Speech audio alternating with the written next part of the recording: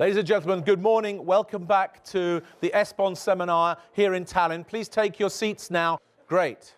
So yesterday, during the seminar, at one point, over 100 people were watching online, and the average number of people participating were between 70 and 80 online. I asked the question, where are they watching from? And the answer is somewhere where there's an internet connection.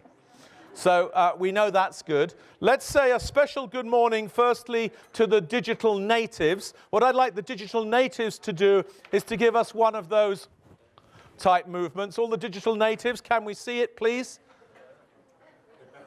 Okay, all the digital migrants, can we have a wave from you? A wave from digital migrants. And all the digital dinosaurs, what about a big yawn? Yeah, good. Okay, so you're all back. Great to see you. Now, this morning's session is going to focus on the territorial future of Europe.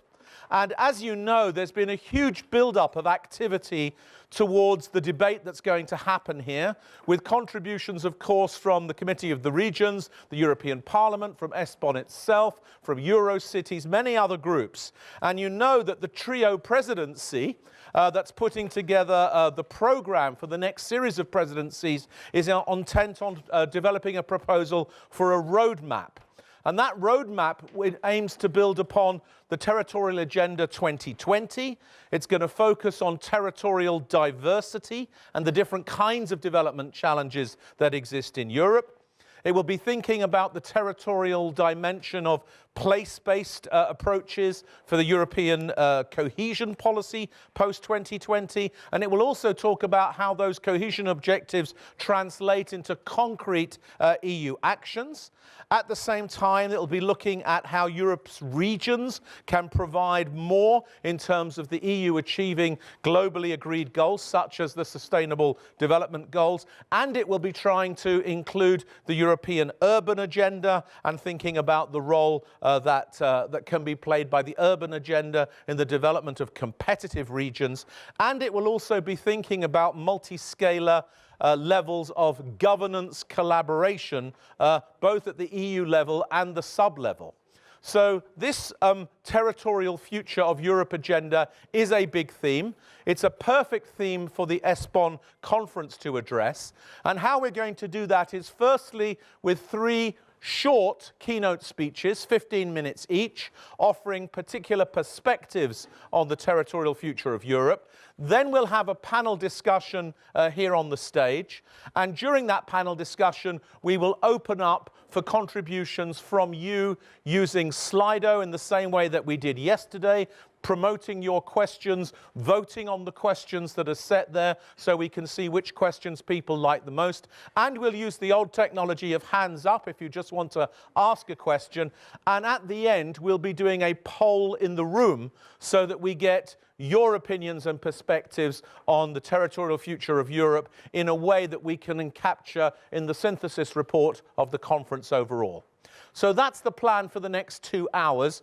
Really grateful to those of you who've managed to get here bright and early. During the course of the morning, I think more people will join us, but we're going to try to start on time. So it's a great pleasure now to introduce our first keynote speaker of the morning, who is Claudia Baranzelli. Many of you know Claudia because she's from the DG Joint Research Center, and she's going to make a presentation on the territorial reference scenario for the future of Europe. Please join me in welcoming Claudia. Claudia, the floor is yours.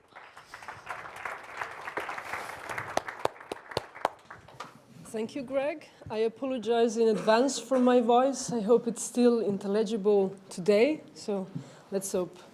Well, I'll start. Okay.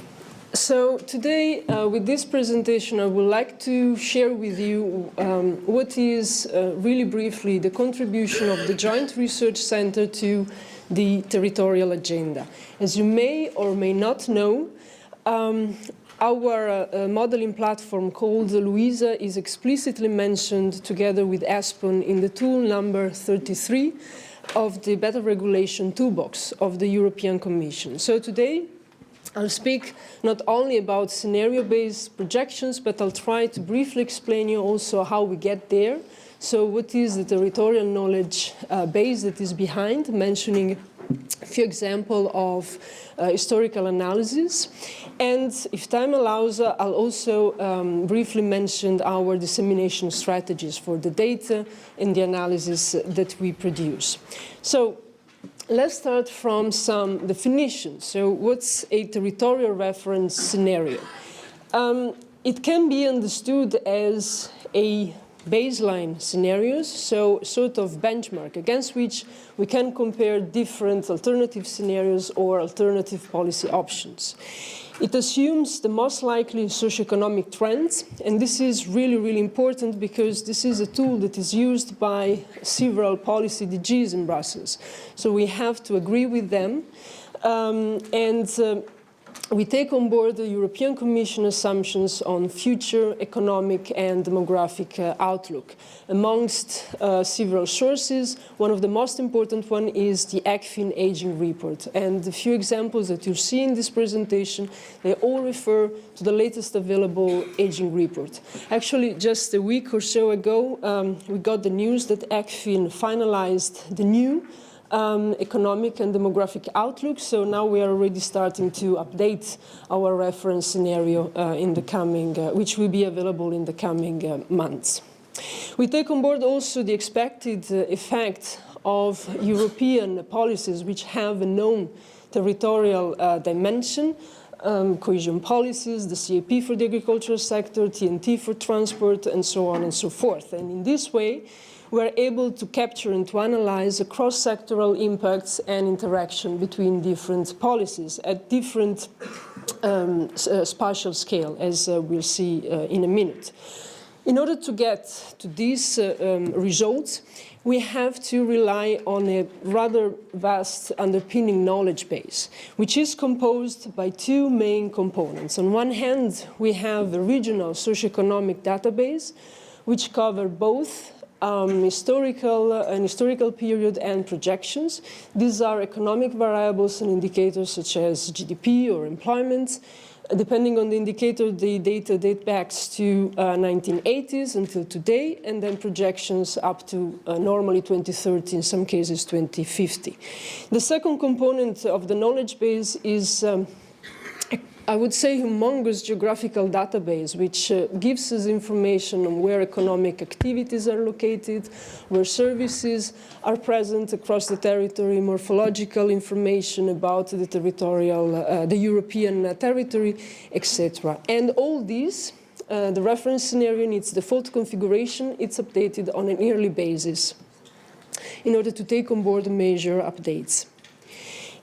Just to give you some examples of input data that is behind our approach, we have a very nice representation of a social infrastructure distribution across Europe, so the exact geographic location of where, for instance, hospitals or schools are located. We have a very accurate representation of transport infrastructure for both road and railways. Same goes for the energy infrastructure. Lately, we have been investing a bit more time in collecting and harmonizing data on buildings and households at municipal and sub-municipal level whenever possible. And as I mentioned before, a long-time series of socioeconomic parameters. We are also trying to complement these traditional data sources with crowdsourced and big data. Yesterday, this topic was briefly mentioned.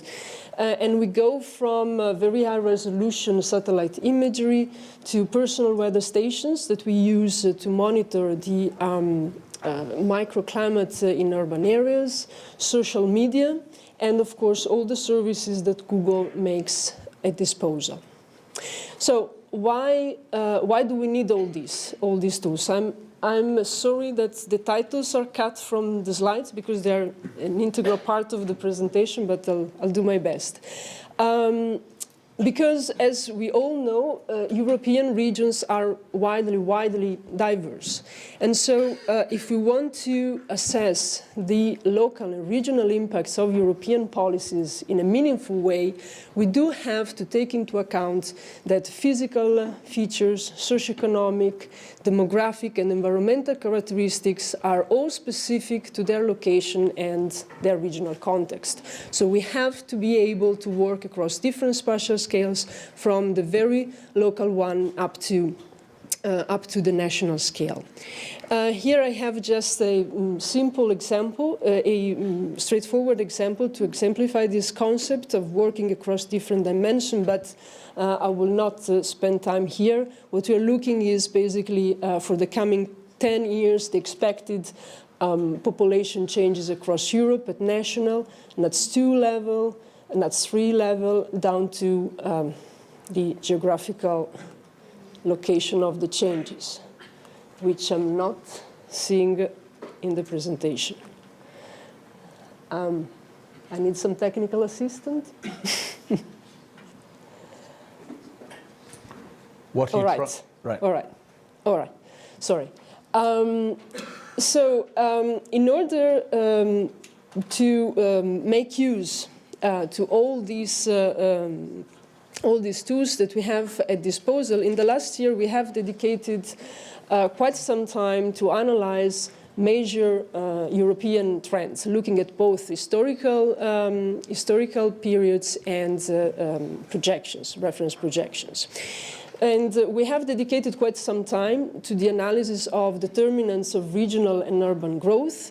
We've been looking at regional competitiveness. We're really interested in demography and urbanization, and of course also quality of life, for which we have developed both a regional and urban indicator. Starting from determinants of growth, if we look at the past 10 years of data, so from 2000 to 2040, again, it was in the title, but it got cut, we can indeed identify few variables that can explain 80% of the variance that we have in our data, such as initial GDP per capita, share of working population with different education attainments, and so on and so forth. And of course, we can also concentrate a bit more on the effect of specific variables. And for instance, if we think about spatial spillovers, we can indeed map GDP growth at regional level across Europe and clearly identify two big clusters of regions with either high or low growth. In the first case, neighboring regions self-reinforce their growth. In the second case, they negatively affect their reciprocal growth. And when we talk about competitiveness, again, we can select few key variables, such as employment shares, GDP per capita, or young dependency ratio, and analyze the past 10 years of data to see how changes evolved. So starting from 2000, going to 2005, we can identify across Europe a general upward development trends. So low and medium competitiveness regions tend to improve their performance. Until 2010, this upward trend continues, but slowing down, until 2014, when the negative impacts of the economic downturns are clearly visible.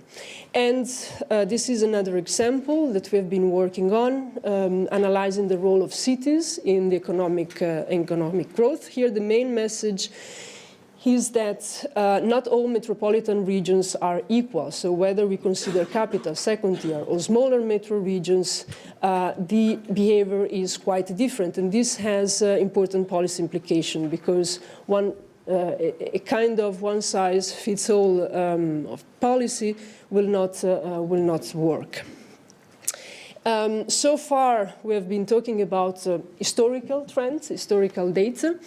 Here we're looking at projections, so again, the coming 15 years. And yet again, if we look at demographic changes across Europe, it becomes clear that location matters. For instance, not all cities across Europe behave in the same way, but for instance, depending whether they are located in core regions or peripheral regions, they behave rather differently, losing or gaining population.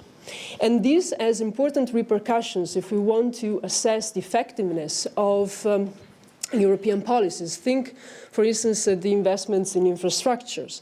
Their main objective is to increase potential accessibility of the entire European territory. But in order to do so, we cannot just consider the amount of money that is invested in the physical infrastructures. We do have to take into account how population distribution will likely change in the future. Otherwise, we will provide a biased outcome and results. And of course, once we have set our reference scenario, it becomes really interesting to play with alternatives, with policy options. Here we're looking at an example that DG Regio asked us to work on, convergence scenario, based on the hypothesis that GDP per capita and productivity will converge in the long term. And of course, we can design alternative policy options, also keeping in mind specific performances or specific topics, such as the quality of life in cities. And here we're looking at an example on the air quality and level of population exposed to pollutants concentration levels above the legal limits. So here it becomes really interesting to play and to combine different technological assumptions, different likely population or urbanization patterns, and then understand what could be the potential role of, for instance, local planning instruments in order to counteract or better to ameliorate the performance of cities, for instance, regarding air quality and quality of life. So as I promised, I'll conclude my presentation mentioning how we disseminate data and the output of our analysis.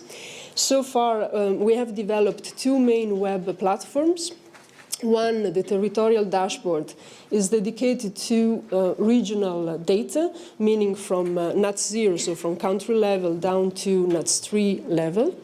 And the Urban Data Platform, which is instead dedicated to disseminate data on cities, different aggregation levels, so cities, metropolitan areas of different types, and so on and so forth. In both cases, we provide mapping tools and interactive charts that any user can download and use. And of course, the actual data behind can as well be downloaded.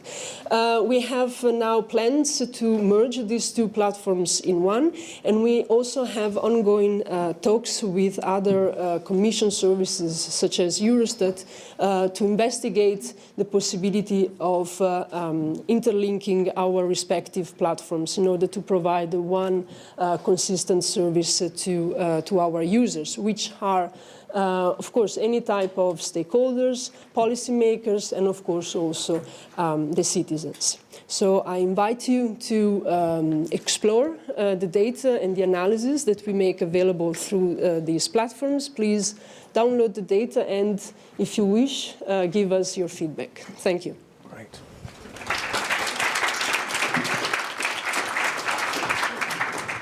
Claudia, thank you very much indeed. And despite your sore throat, you actually managed to be audible throughout. We really appreciate that.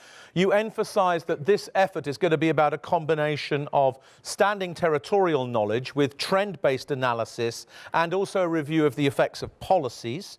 You talked about the importance of using crowdsourced information as well as big data, and you talked about social, demographic, economic and territorial data. You emphasized a couple of important things: diversity diversity and specificity in European territories, multi-scalar analysis, the challenges of path dependency, self-reinforcing concentrations, cumulative causation in the territorial system. But you also talked about the effects of cycles of activity, particularly cycles of population change and economic change. And you said that in the end, the core work was going to be a future-looking prospectif, if you like, of the different way that the territories of Europe might emerge and the implications that these different scenarios would have for policies. And you were already developing ways of modeling different policy frameworks around those scenarios.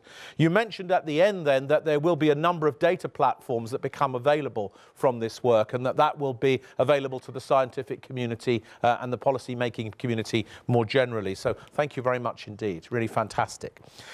Yesterday you all met Kai Bon from the Spatial Force site GmbH. Kai is going to pick up the story now with our second keynote of the morning, focusing on territorial cooperation for the future of Europe. Kai, welcome back to the stage. The floor is yours.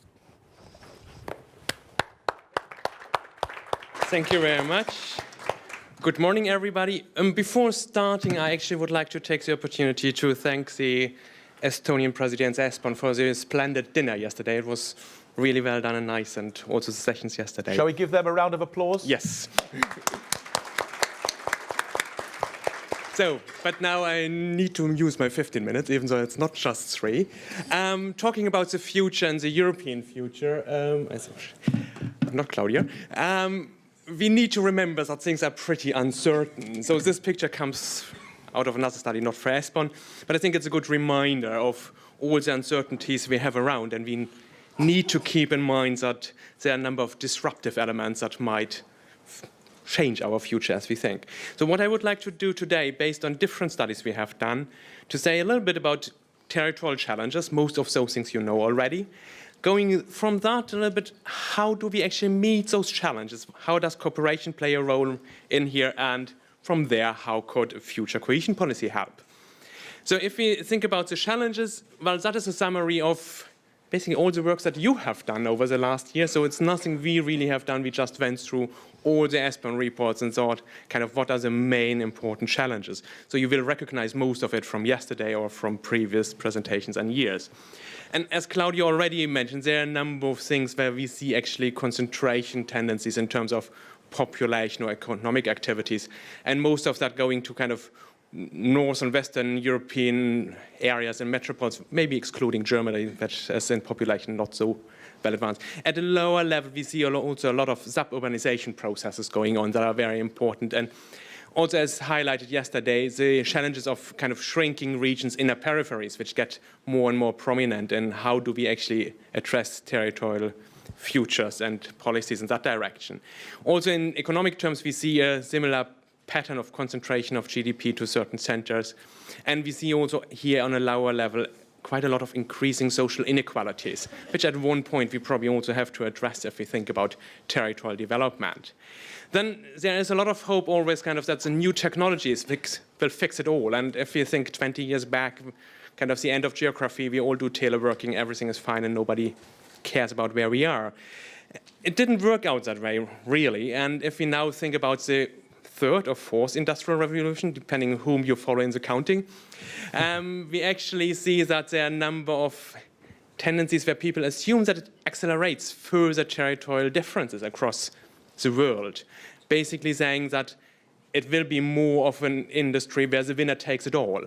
And the winner might not even be in Europe, but those in Europe might then very strongly centralize the main effects, whereas the rest of us will be just users. We see also that if you look into the European part, that again, kind of urban areas in Northwest Europe are at the moment leading in terms of locations where innovations are made in that direction. Also, when you think about the circular economy, we see actually a number of centers where things in terms of industrial symbiosis are leading the way, so where there are more changes done at the moment and trends are set. And that is kind of the European picture. Again, looking a little bit below, we actually see that within the urban areas, agglomeration advantages are not that high, so we see quite a lot of urban sprawl on a lower level. well, all that is not just happening individually in every territory. And I think that is something we address in ESPON, but we actually probably need to get much stronger, that there are quite strong linkages between territories, and what's happening in one territory is affecting another territory. And those kind of the flows and different kinds of interdependencies we looked a little bit at, and I come back to that more when I talk about the cooperation needs. But just kind of if you think about our daily life and the ESPON work done there, we see a lot of in our daily routines, service to general interest for daily needs are kind of creating certain flows towards kind of regional centers. Also the sharing economy we actually figured out has a lot of flows and kind of need for certain critical mass that generates at a local level or local regional level a number of interactions there. If you look a little bit in a broader picture and kind of takes the European one, I think we have seen yesterday in the pitching sessions quite a lot of that on kind of flows towards kind of knowledge centers, foreign direct investments, freight and migration hubs. So there's a lot of that going to kind of certain centers from areas. What I found interesting, which is highlighted in one or two of the ESPON studies, but not elaborated on so much, is that when we talk about migration, we usually talk about people moving from A to B, and then we have a fantastic surplus of expertise in the place where people move to, if it's kind of the wanted migration, and we have brain drain on whatever in the areas where people leave from. But there are a few hints in the ESPON research, and saying there are also kind of soft flow back dimensions, which actually means it's not only kind of you move away and you forget about that region. And looking around, quite a number of us actually don't live in the country from where we come originally. And just think about it. How much of a kind of bond you still have to your hometown, home region, and what is going on there. So there are a number of aspects that are still kind of maybe a little bit under-researched in some parts, at least in the ESPON context. Running through it, we looked a little bit more than based on the study I presented yesterday, saying, well, if we imagine kind of these are the general trends, if we take now a very specific take and say, okay, by 2030, in the next 12 years, we change completely, and we change to a circular economy in Europe. And here we also need to agree on what is a circular economy. And in our discussion with the experts, it was very clear it is not just kind of a waste and resource management system, but it's actually kind of a shift in our economic model, which makes a difference when we talk about the territorial impact. So think it kind of wholehearted, real, and not just saying, well, we do a little bit more waste management and resource efficiency. But if we then assume that we do the kind of wholehearted change of our economic system towards a place-based circular economy, then I'm afraid to say that will be quite dramatic changes in all parts of Europe, in particular if given the short time frame of a little bit more than 10 years. And we probably see, on the one hand, quite a lot of disparities between the strong economic areas and lagging regions, which may decline to a certain degree. So there's a hinge of more cohesion, which in a lot of the discussion and literature we went through comes from saying our production systems change. So we go a little bit away from this large-scale production centers where we produce and produce and produce, and we send that out for consumption and it's thrown away. We produce new, we send it out for consumption, it's thrown away, to kind of less new production, more recycle, repair, which is organized in a much more decentralized way. So we don't kind of have everything in the big production centers, but we get actually more activities going on all over the territory, which helps to kind of work a little bit against the concentration tendencies we have seen. And that helps in particular kind of small and medium-sized towns where you have a critical mass to really establish smaller activities and industries around that, and where you have still enough critical mass also to work in an industrial symbiosis for those parts. It will be much more complicated or challenging for sparsely populated inner peripheries, where basically the critical mass for those things is lacking, so the disparities or their challenges might actually accelerate. We might also see that those kind of gigantic hubs of these are the important transport hubs. That is kind of Frankfurt, that's Amsterdam, that's Rotterdam. These are the hubs. Might have a little bit of change.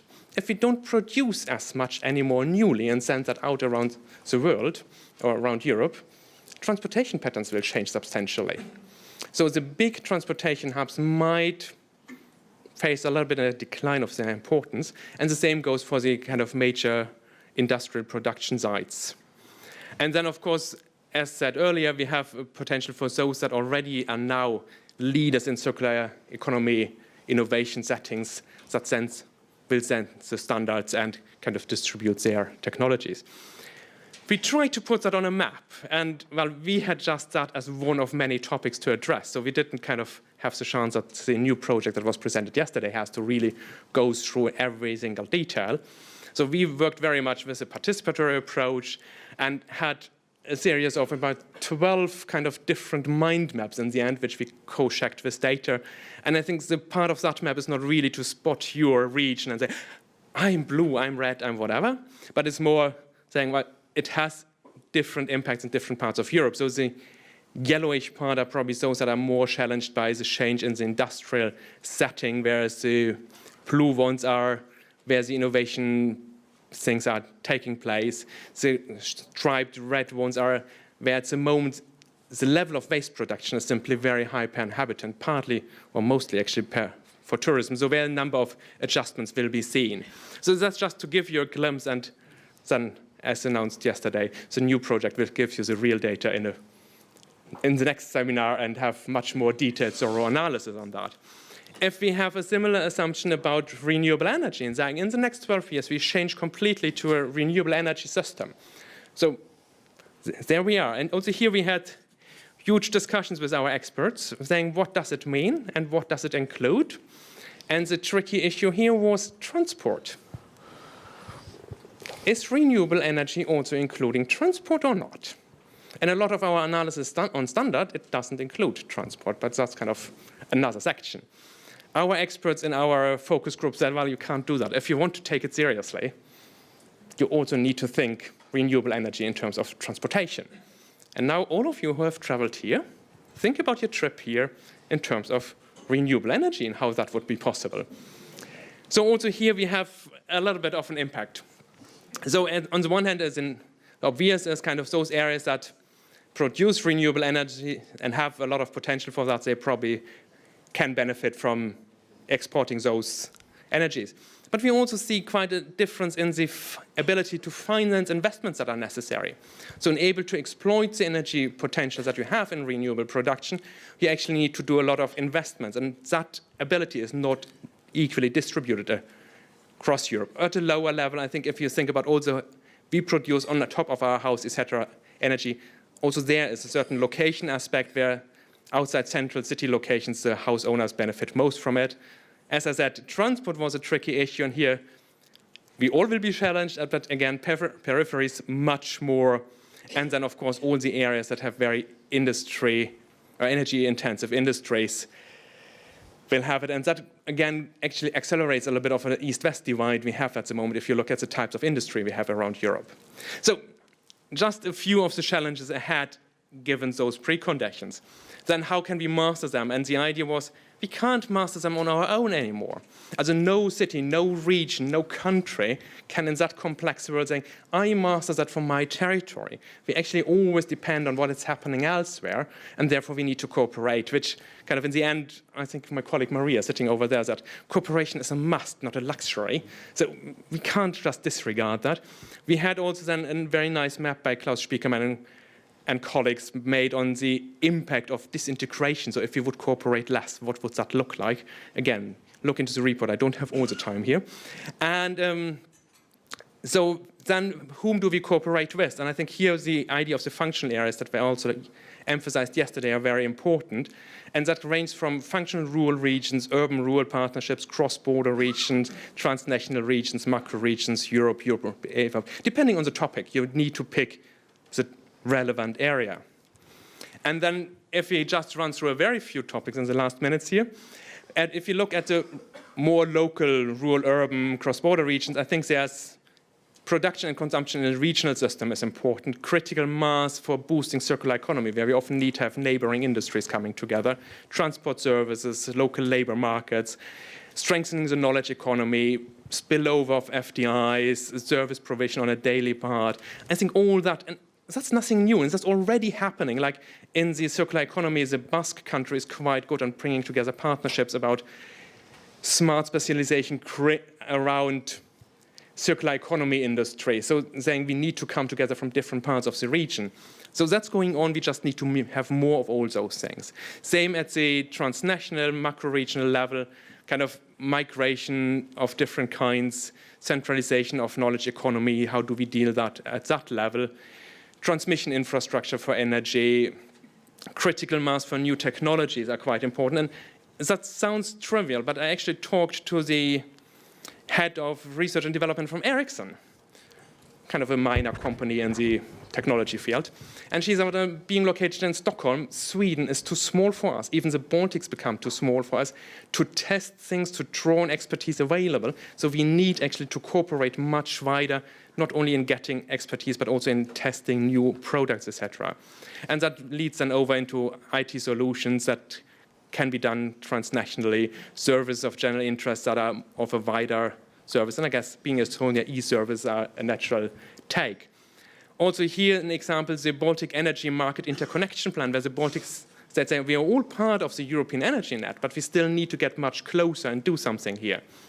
And then ESPON needs to do a lot. So I think that you can see. Then we close with the cohesion policy part. And again, just repeating that kind of we need to do more. And I think we also need to really think, regardless which fund, regardless which program, basically every program should have an element on functional cooperation or territorial cooperation, saying if I have a regional or a national program, also there I need to think what is the functional geography of the actions I fund and how can people cooperate. And then also get that further down to the cooperation or to the projects. And I talk here about territorial cooperation, it's not Interreg. So we still should keep Interreg, we should just go beyond what we know in Interreg, ITI, CLLD. And if you then want to know it all and want to get all the details, take out your mobile phones, take a picture of the QR code, and you get the parts that I can't tell you because Greg would kill me now. And there you can also tailor-make your reports and really go by topic or by territories and get your personalized, tailor-made report. Thank you very much.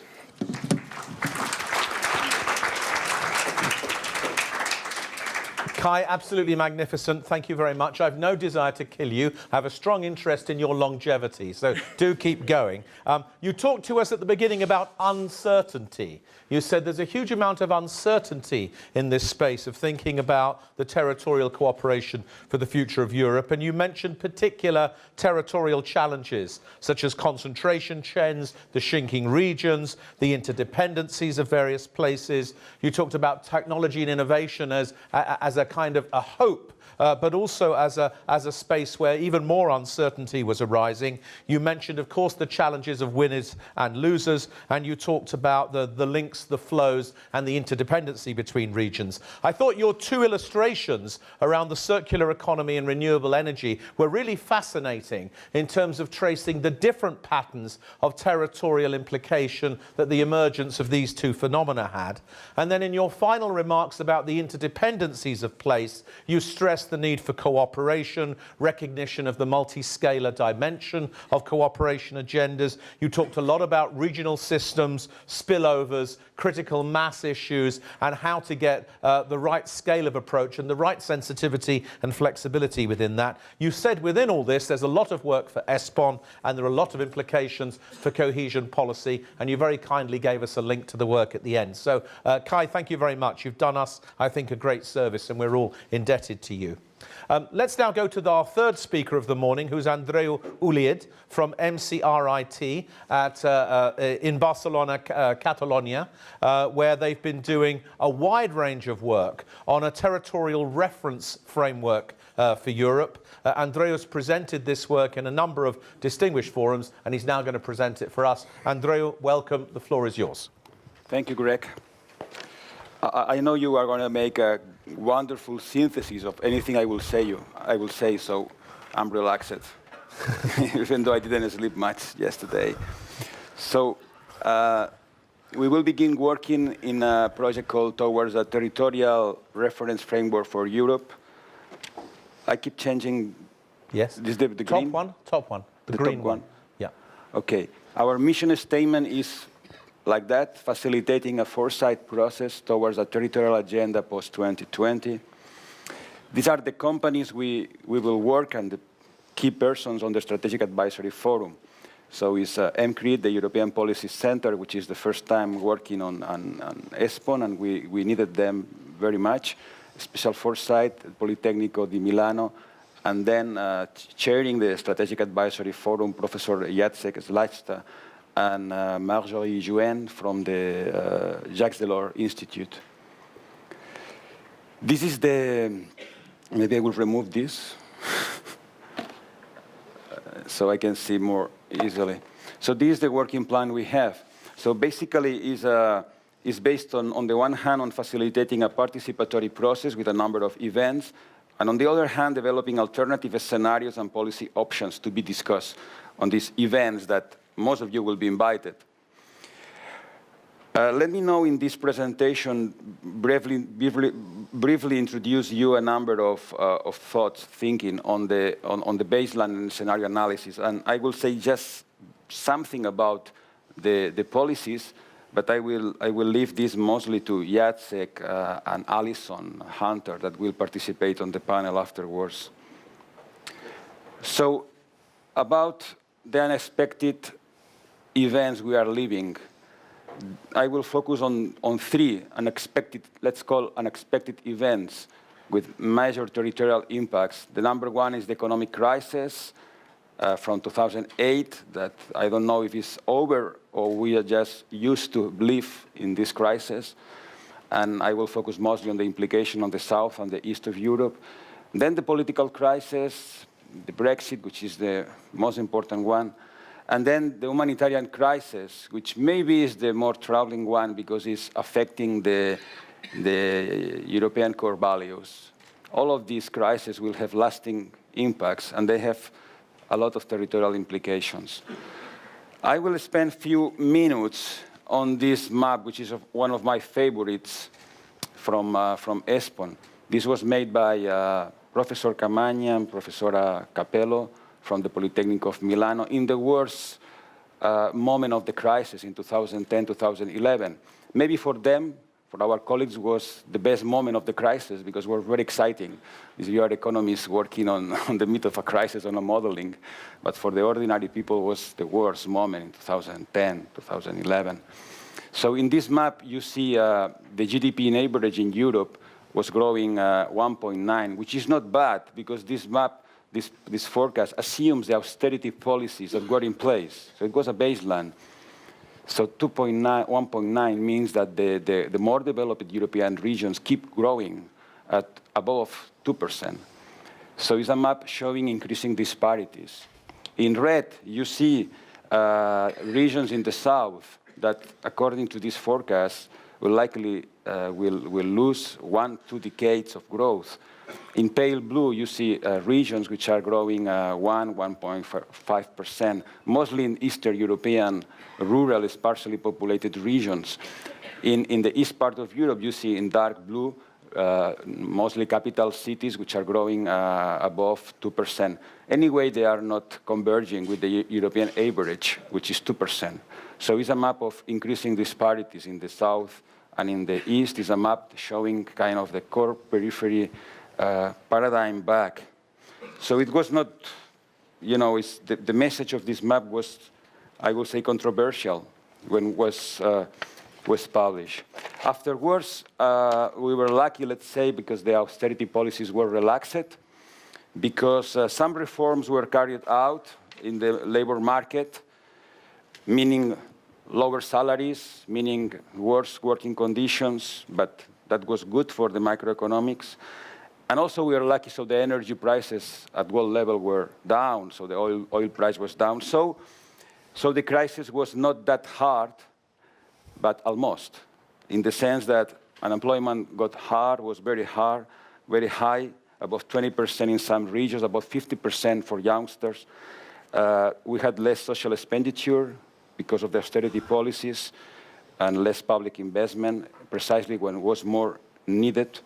This means that informal economy, maybe in the southern regions, now is maybe 25% of the GDP. So you have to take into account that the GDP in this map is maybe 70% of the real one, on the real life of people. And this has social and political conflicts linked, obviously. Maybe I'm going back to Marx again, in the sense that the economy is, maybe is the first thing to look at, not the only one. What are the cohesion policy implications for this? Because after this, we cannot think in the same way on cohesion policies. There are contradictory impacts of cohesion policies. On the one hand, let's say in Poland, they had investments, public investments, because of the co-financing of the cohesion funds during the worst moment of the crisis. This was very positive, especially for the large cities. And in Spain, to tell you another example, is completely different because we believe that we had overspending in the years before the crisis. At the same time, we had a real estate bubble. So maybe cohesion funds exacerbated the crisis even. So we see Germany. In Germany, it happened something curious, which is because of the savings of people from the rest of Europe going to finance German bonds. Maybe Germany saved, according to some think tanks, 1 billion euros in 4 years, which is 1/3 of the whole cohesion funds. Which a lot of imbalances happening all around Europe. So need for fiscal harmonization, banking union, and so on. So things are going to be different. And this map was kind of for me, is kind of a good iconic image of this moment. It was also a crisis of legitimacy of European institutions and so-called technocrats. Here is Mr. Blanchard, chief economist of the International Monetary Fund, that said forecasters significantly underestimated the increase of unemployment and the decline of domestic demand associated with fiscal consolidation. So basically, we got our multipliers wrong, so we didn't understand well the impact of the austerity policies and so on. And, it's easy to create this story of we the people against the bureaucrats, technocrats, the cosmopolitan elite. Actually, it's a paradox because, these persons are not that bad in the sense that they are competent and they are even honest, as Mr. Blanchard demonstrated, saying that they were wrong. I like to say that our colleagues from Milano got the multipliers right. That's good to know. I mean, for me. The second crisis I want to talk about, which is related to this one, is the political crisis. This map is wonderful, it's very famous. Sure you know that blue are cities in England, the whole Scotland, and municipalities in the border between Northern Ireland and the rest of Ireland and Belfast, which voted Remain. And in red, you have municipalities, mostly in England, that voted Leave. It's amazing how maps, geographic maps based on political geography explain cultural mindsets, because we have seen this kind of maps also in Poland, also in France, also in Spain. And also, I mean, all questions like cities versus countryside, global, anywhere versus local, somewhere, younger generations between older generations, even utopia against retropia, all these questions, we can make these questions in every different country. And they are old and new questions at the same time. Retropia comes from the last book by Simon Bauman, and he said in his book, in the choice between the paradise lost on the promise and the promised land, British prefer paradise lost, which is kind of a symptom of our moment. We can make the same questions on Scotland. I like this picture because there is a European flag here. Also, there is a Catalan flag here. Meaning, this is not nationalism like in the 19th century. This is something different we have to think about. Even in the debates, they were talking about the well-being of people more than about the traditions or whatever. So we have to rethink what is the meaning of these processes. This was a picture from my window. This is my street. So I was concerned because my mother, which is 82 years old, was there. So, what is interesting is that everybody was using the mobile phone. to create this effect of light. I remember 25 years ago, everybody used the lighter. Nobody smokes right now, and everybody has a... Maybe this is more important than actually the reason for the demonstration, that people are using mobile phones instead of lighters. This changes everything. An interesting paradox, I like this map because it's like everybody, all the citizens in Europe, you know, showing the mobile phone. So it's the light of people. But there is something which is really interesting from this crisis, which is for the first time in history, we have two women as measured in Madrid and Barcelona. Huge change. The second important thing is that they represent these young, urban, well-educated populations, which are cosmopolitan. They are new in politics. They belong to new parties. And they agree on the solution of the conflict. And both they are in opposition of the Spanish and the Catalan government, which is something very relevant. So cities are different from countries in this sense. So we have to think in a different way, many different aspects. Also, these two women agree with the demonstrations in favor of the refugees. So you can see people demonstrating in favor of self-determination, which also demonstrate in favor of welcoming refugees. So again, this is not 19th century nationalism. This is something different. We have to think twice what it is. And this is the most important crisis for Europe, more important than the previous one I mentioned, I believe, because it's touching our core values as Europeans. This is what is happening. You know, Germany is very different from the other countries. I will say it's much clever because aging and lack of the demographic problems are going to be solved in this way in the long term, even though they may have problems in the short term. You know, we have officially 3,000 people dying crossing the Mediterranean Sea. Maybe the real figure is 10,000 people dying to cross the Mediterranean Sea. And I think we have to include at least the whole Mediterranean in the ESPON maps. This is something I always tell people. We have to include the whole Mediterranean because we are living, you know, Tripoli is closer, Tripoli and Benghazi are closer to Marseille than Brussels. So we have to think about the geography matters. And this is the most important thing, more important than the previous one. You can forget everything I said and just focus on this one, because it's the crisis of who we are, what is the human being. Because you don't know if this hand belongs to a human being or to a humanoid. And this is changing everything. Maybe this will change. We were talking yesterday, maybe in 2-3 decades, we don't know. But the way we talk on, let's say, on smart cities. So some people say before we were living on the farms, now in cities, in the future we will live in internet. So you imagine smart cities like millions of small eyes, sensors everywhere, surveying us, watching what we are doing, sending data and information on us to a server which is taking optimal decisions. So I have a friend that used to say that only robots will be happy in the smart city of the future, only robots. If you are not a robot, you will have problems because you will make mistakes all the time. He says something I don't know. Okay, I'm going to say what he's also. No, I'm not going to say this is not. You've got 39 seconds. Yes. Yeah. That's one of the reasons I'm going to move to the second and last part, which is just 3 slides, just introduction to the panel.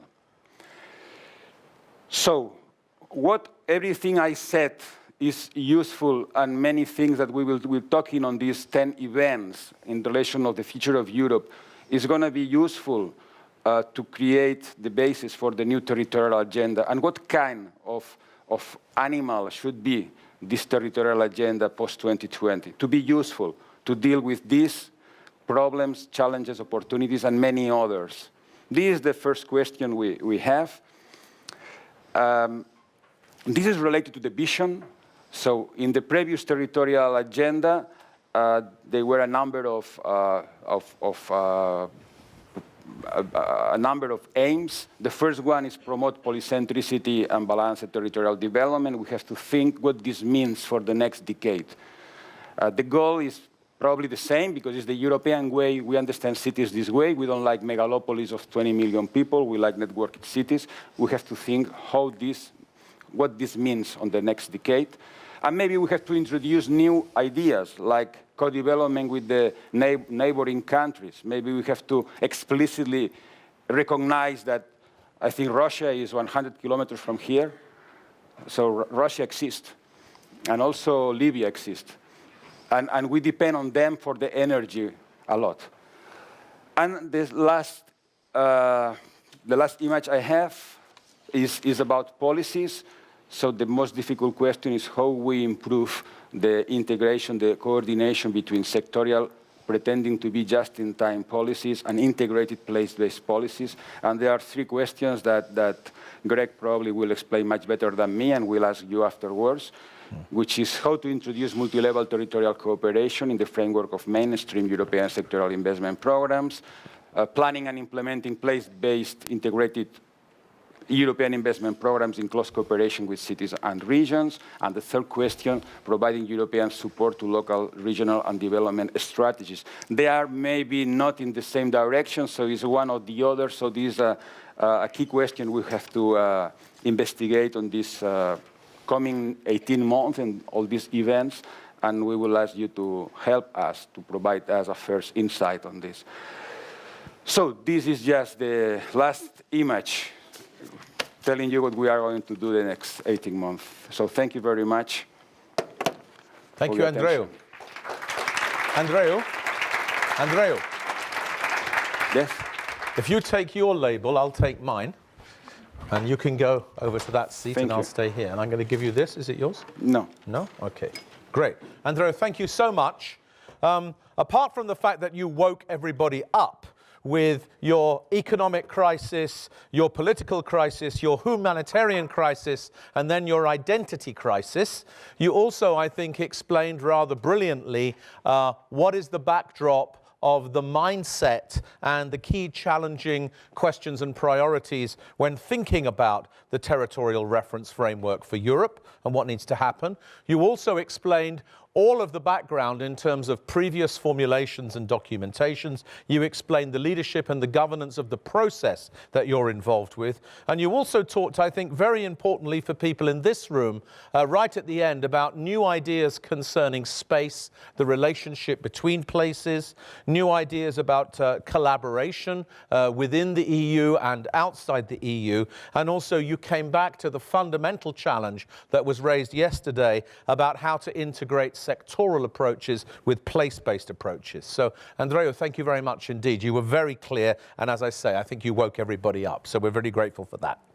Now we're going to shift to our panel. In a moment, I'll invite them to the stage and ask you to welcome them. What I want to remind you is that we want to use Slido where we can so that the questions are a little bit more democratic. We try to answer the questions that everybody likes as much as we can, and we get onto all of the questions if we have time to do that. So don't forget to go to your web browser, www.sly.do.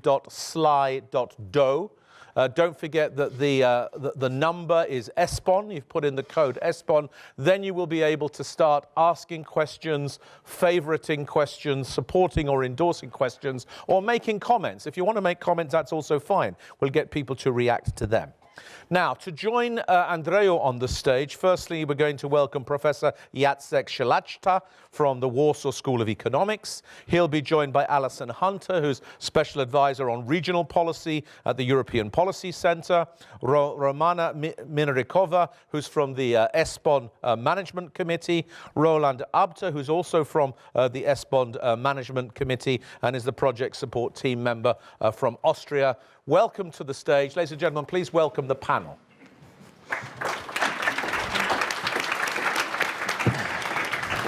So the idea here is that we're going to give the four people who haven't yet said anything 5 minutes each to respond to what they've heard and to make their own contribution to the discussion about the territorial reference framework for Europe. Whilst they're speaking, you're free to pose questions on Slido. After the 4 lots of 5 minutes, we'll then open up immediately for the debate with you, and we have until 11 a.m., so we should have enough time. Now, Jacek, with your blessing, we'd like you to begin. We know you're already playing a very important role in the project because Andreas introduced that, but please take 5 minutes to give us your reflections on what needs to happen. Thank you very much for an invitation. I prepared 2 background slides, which I would like to ask to show. And as you already are aware of, after Greg's speech, there are many players fighting for future of cohesion policy. And I will be speaking about territorial dimension of that discussion, but I pointed out the papers, ideas, documents which were presented by key participant in that dialogue, European Commission. As you see, finances are dominating the discussion. We have Commissioner Monti report. We have famous white paper of Commissioner Juncker.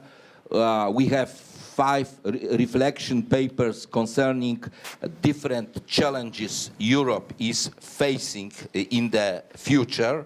Where to move up to the second? The green one and the big green one. The big green one. The big one. Okay. The big one. Okay. That's it. And then, after reflection papers, we have Cohesion Forum. We had late June. Since October, we have 7th cohesion report, and it is expected that May next year there will be first Commission communication of financial framework. And I have 8 comments only on territorial aspects of discussion. First one, territorial dimension is practically missing in reflection papers, and there are 6 criteria applied by Juncker white paper. There is no cohesion there. Second, urban policy practically missing, and urban policy has strong achievements. Cities are important assets of Europe, but still it is on secondary place. Third, friendly statements concerning cross-border cooperation, territorial cooperation, etc., what has been already pointed out by our speakers today. Fourth one, changing in advantage perception of cohesion policy. When I read some statements presented in Monti report, it was like we are still financing many projects of questionable value, and cohesion policy was mentioned there. It is changing, and in cohesion report, it is much better than that. The 5th comment is that within this reflection papers, we have 6 proposals concerning post-2020 cohesion policy.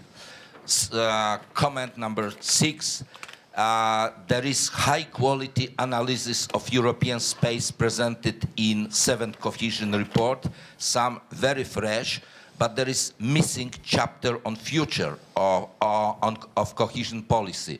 It was just taken away. And when it was 5th cohesion report 7 years ago, we had full framework of how the cohesion policy should evolve in current programming period. Comment number 7 is that what Andreu already pointed out, that after global crisis of 2008, regional disparities were increasing. 1 year, sometimes 2 years, disparities are decreasing, and in cohesion report, in all the papers, you are finding beautiful statements that cohesion is back on track. I mean, it's questionable. If it will be 3, 4, 5 years, then I will trust. And final comment that territorial cohesion, we have problem with territorial cohesion. What an elephant it is. Some people, there is perception by some that it is that, by other people that it is something different. But more and more territorial cohesion is concerning environment, sustainable development, circular economy, climate change, space of laws. That's And if you like to hear the music, they can turn it off for half a minute. Jacek, Thank you. fantastic. Thank you very much indeed. 4 minutes, 30 seconds, and he managed to tell us the 8 key issues that are observable in the key documents. Jacek, do you want to take 20 seconds to say why these gaps are there in the representation of territorial issues? Any comment about why you think they're missing? I think that ESPON is playing an important role, but the most of proposals, decisions are made taking into consideration another patterns. There are 3 dimensions of cohesion. Economic, there is DG responsible for that. Yeah. Social, there is DG responsible for that. Who is responsible for territorial cohesion? No one. Or ESPON, but ESPON is not mainstream. Okay, this is a very clear point. Jacek, thank you very much. You've really set up the conversation very well, and I think lots of people will want to come back to you. I'm frankly amazed you have time to read all of these documents. That's really the first point. But we move on. Alison, will you now give us your reflections for 5 minutes, please, on these key issues? Sure. Is this on? Yeah. It is. Okay. Thank you very much for the invitation and to follow, if I can, Jacek's amazing summary. I wanted to start with a reflection, actually, on something that Ilona said yesterday morning. She said territorial cohesion is not rocket science, and indeed it's not to anyone in this room. So we are preaching to the converted here, but there is a much bigger challenge ahead. And that challenge is something that Jacek has alluded to. But the question I think that we have to address is how can territorial cohesion, how can the territorial agenda be repositioned in the post-2020 framework to champion cohesion policy's future, not just to be part of it, to actually champion it. The state of play with the current debate regarding the post-2020 cohesion policy has a number, multifaceted challenges. At the macro level, we know for sure that we have challenges around the whole multi-annual budget.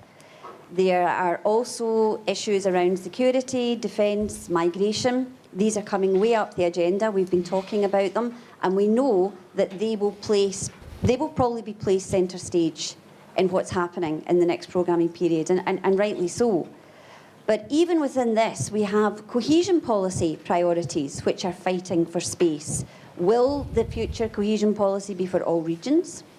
Will it continue to have all the funds which underpin it now, the 5 funds?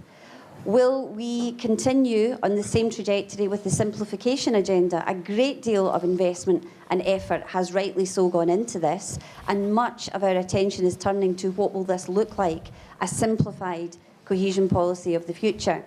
And of course, we have this perpetual issue of the impact of cohesion policy. What is it really delivering on the ground? And furthermore, the cohesion policy community has a number of different voices, and these voices are not speaking in harmony, sadly. So this is a very, very confusing landscape, and within this, the territorial agenda is competing for visibility, despite the fact that we all completely buy into the increased focus on a place-based agenda, and we all recognise the huge demand which is now in place for greater cooperation across EU territories. It's already been talked about by Andre and Kai this morning. This need to generate critical mass, scaling opportunities, creating leverage, not least investment leverage. We can all buy into that. We all see it. But do we see that the territorial agenda actually boosts this agenda? We have to place more pressure on this.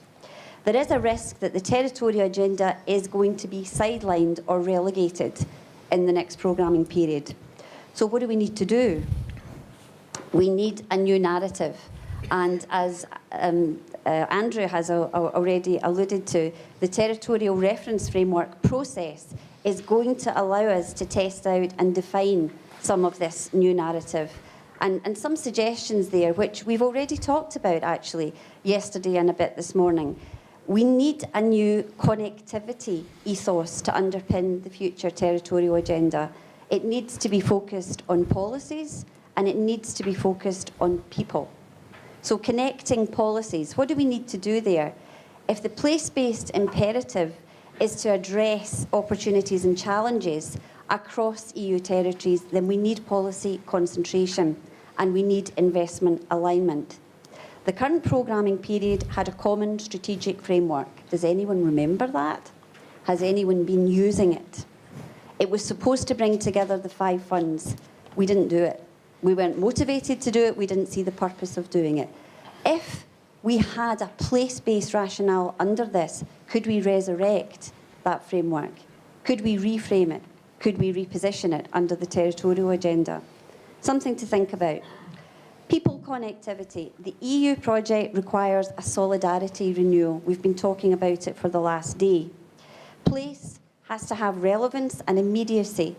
And for this, we need to empower EU citizens in a way that we have ignored, certainly in previous and in the current programming periods, which comes back to quality of life indicators.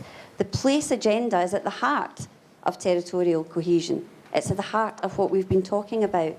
So this is an opportunity to position people back in the core of that agenda. It's quite a qualitative area, but it's pretty powerful, and I think it's something where we can have more mileage. The final point I'd make is around territorial cohesion's EU added value. Again, we've talked about this, but have we really positioned it clearly? The territorial agenda addresses market failures, and it addresses these through addressing information deficiencies and through externalities, positive and negative externalities. The territorial analysis allows us to shine a spotlight on these matters and to demonstrate how the territorial agenda can help us to address information deficiencies, which can bring regions and territories closer together in a way they currently don't work together, probably because they don't know enough about each other. We need to do much more in that space. The territorial analysis agenda can help us to do that. And of course, with externalities, we know of the many negative spillover effects which are happening. Without territorial analysis, we can't understand how these operate. We don't understand the dynamics behind it. So there's an opportunity to use the territorial agenda to better underpin EU added value. So I'll leave it on that point for now, but happy to take any questions, obviously. Great, thank you very much, Alison, and there will be plenty of time for questions in a few minutes. Just before we come to Romana and to Roland, let's get your brains working a little bit on some votes. So Andreu said that a friend of his said that only robots will be happy in smart cities. Who thinks you will have to be a robot to be happy in the smart city? If you think you will, raise your hands. Okay, I can see 3, 4, 5, somebody's 6, 7. Okay, 7. Who thinks you will not have to be a robot to be happy in the smart city? Okay, who is not voting for some reason or other? Okay, so that was 5 to 70 to 25 who didn't vote. Okay, now Jacek said that responsibility for territorial cohesion is unclear. Who agrees that responsibility for territorial cohesion is unclear? Please raise your hands. Okay, who thinks it's not unclear? Okay, lots of you. And who's not voting? Let's see you as well. Okay, lots of people not voting. So that was about 30, 20, 50 in terms of that vote. And then Alison said, we need a new narrative to support cohesion policy based on place, people, and added value. Who agrees with that statement? Who thinks we need a new narrative? Okay, who thinks we don't need a new narrative?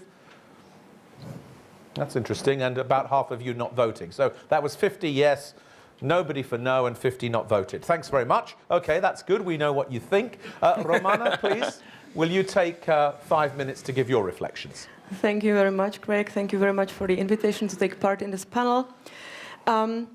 I think that it is really important to ensure that different policies and EU cohesion policy in particular take on board the territorial dimension. This is also what Alison said. I would like to stress it once again.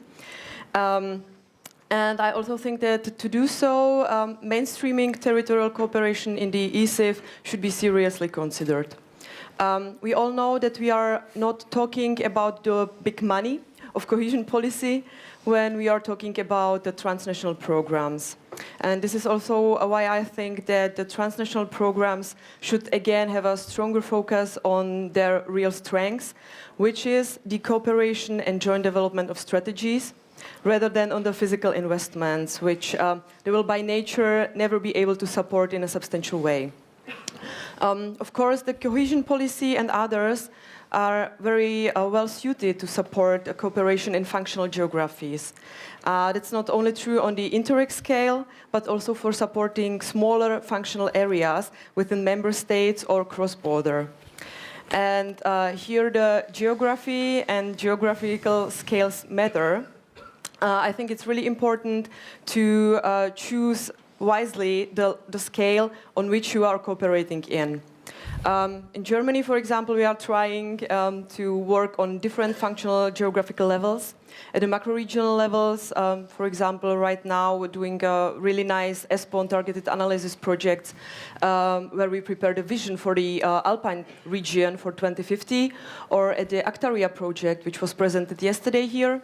And we are also going on the small scales, where we, for example, developed a future vision for the cross-border German-Polish area, which we actually don't call cross-border because we don't like the word border here.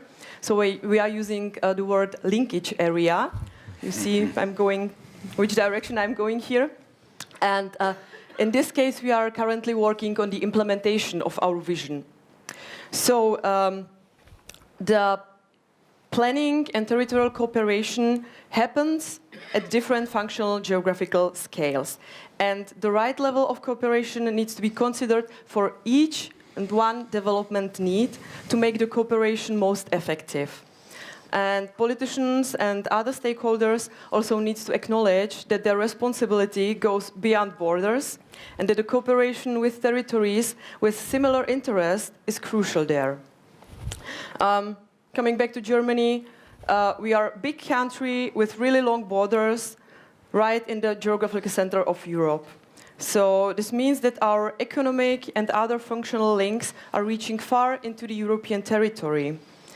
And the transnational Interreg programs are the only funding instrument of the EU which allows us to capitalize on these many connections in the European space, and which gives all our regions, not only the border regions, the opportunity to develop their potentials in cooperation with other regions who are very similar in the outlook.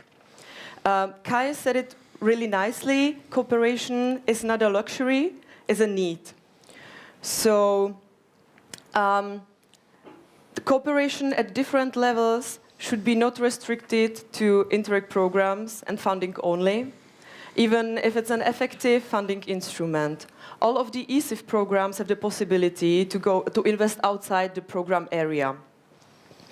I would like to go back once again to the territorial review. I would like to encourage you to read it or go through the document because I think that it sums up the right policy pointers for good cooperation. It says, for example, that you need to identify and involve the right stakeholders. You should also start from local development needs. I will allow myself to say, depending, of course, on the activity you are starting. And that also the stakeholders should acknowledge that territorial cooperation can serve multiple purposes at different stages of the political cycle. And territorial cooperation also needs to be based on functional areas. One point I would like to make, somebody said it, that we should also look for the cooperation everywhere.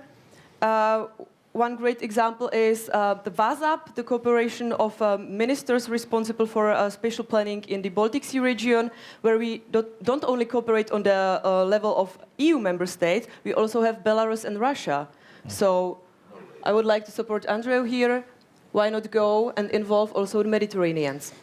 Thank you. Great. Romana, thank you very much indeed. Lots of interesting thoughts there, especially on this agenda for cooperation, and picking up the point that Alison made about externalities and spillovers and how cooperation mechanisms can really address those issues. We might come back to that. Roland, welcome to you. Great to have you here with us. Your reflections, please. Okay, thanks, Greg. I've been invited as a representative of a member state, like many of my colleagues here in the room, representing Austria, not only in the monitoring committee, but in also other policy processes which have already been mentioned.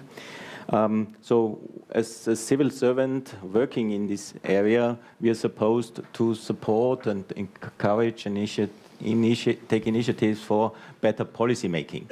So we are listening to the debate with interest to the results of the research, the evidence, but we also look with the lens on it, how to make it happen, how to contribute to make it happen with the instruments available to us. I think this is the specific focus we have, and we working on the policy side, we know that context matters, institutional context matters, and political context matters. So from this perspective, I would like to add a few reflections. The first is a very basic one, that also in respect to policy making, it is good to have ESPON. It's good to invest public funds, time into this program in order to ensure that these kinds of debates, this kind of research could happen. Also the community building and the capacity, institutional capacity building in this respect, I think this is a good public investment.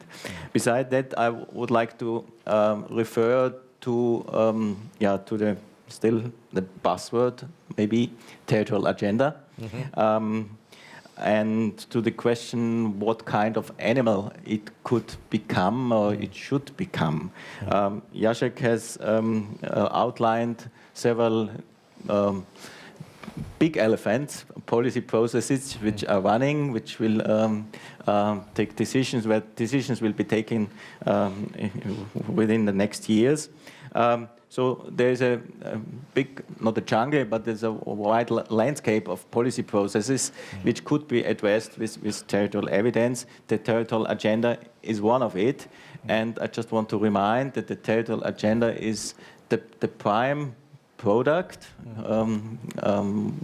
out of an intergovernmental process of cooperation between member states, of ministers and institutions responsible for territorial cohesion, whatever this means. This means different things in different countries. So the territorial agenda is linked with an intergovernmental process. Nevertheless, it should not work in a silo, so also our intergovernmental process, but it is working on interlinkages with EU policies, but also in the multi-level system.